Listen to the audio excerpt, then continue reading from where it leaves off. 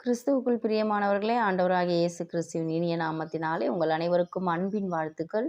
இன்றும் உபாகமம் 4வது அதிகாரம் 12வது வசனத்தில் சத்தமா உருவமா இது தேவன் என்கிற தலைப்பிலே இந்த வார்த்தையை நான் உங்களோடு பகிர்ந்து கொள்ள பிரயாசப்படுகிறேன். அந்த அக்னியின் நடுவிலிருந்து கர்த்தர் உங்களோடே பேசினார். வார்த்தைகளின் சத்தத்தை நீங்கள் கேட்டீர்கள். அந்த சத்தத்தை நீங்கள் கேட்டதை அன்றி ஒரு ரூபத்தையும் காணவில்லை. சத்தத்தை நீங்கள் கேட்டீர்கள், ஆனால் ரூபத்தை நீங்கள் காணவில்லை.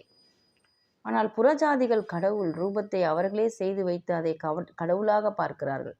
அதிலிருந்து ஒரு சத்தமும் எழும்புவதில்லை. காரணம், அதிலே உயிர் இல்லை. தேவன் தமது பிள்ளைகளுக்கு உருவமாய் வரவில்லை, ஆனால் சத்தமாய் வெளிப்பட்டார்.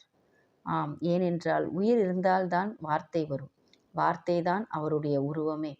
அந்த வார்த்தை தேவனாயிருந்தது. ஆதியிலே வார்த்தை இருந்தது. அந்த வார்த்தை தேவனிடத்தில் இருந்தது. அந்த வார்த்தை தேவனாயிருந்தது.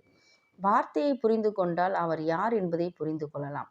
காரணம், அந்த வார்த்தையே தேவனாயிருந்தது. ஆமென். சத்தம் கேட்டவன் தேவனை கண்டுவிட்டான். அவர் உருவத்தை அல்ல, இருதயத்தையே புரிந்து விட்டான்.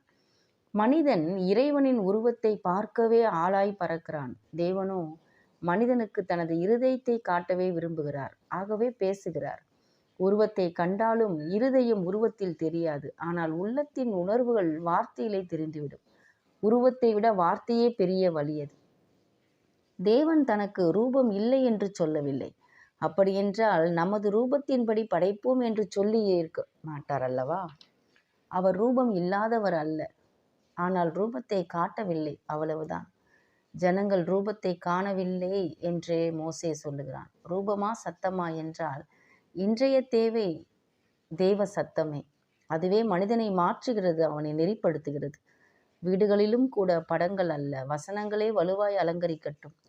உருவமின்றி அநேகரிடம் தேவன் சத்தமாய் பேசியிருக்கிறார். ஆனால் சத்தமின்றி, வார்த்தையின்றி, உருவமாய் ஒரு நாளும் அவர் வெளிப்படுவதில்லை. ஆமென். கர்த்தர் தாமே இந்த சத்திய வசனத்தை ஆசீர்வதிப்பாராக.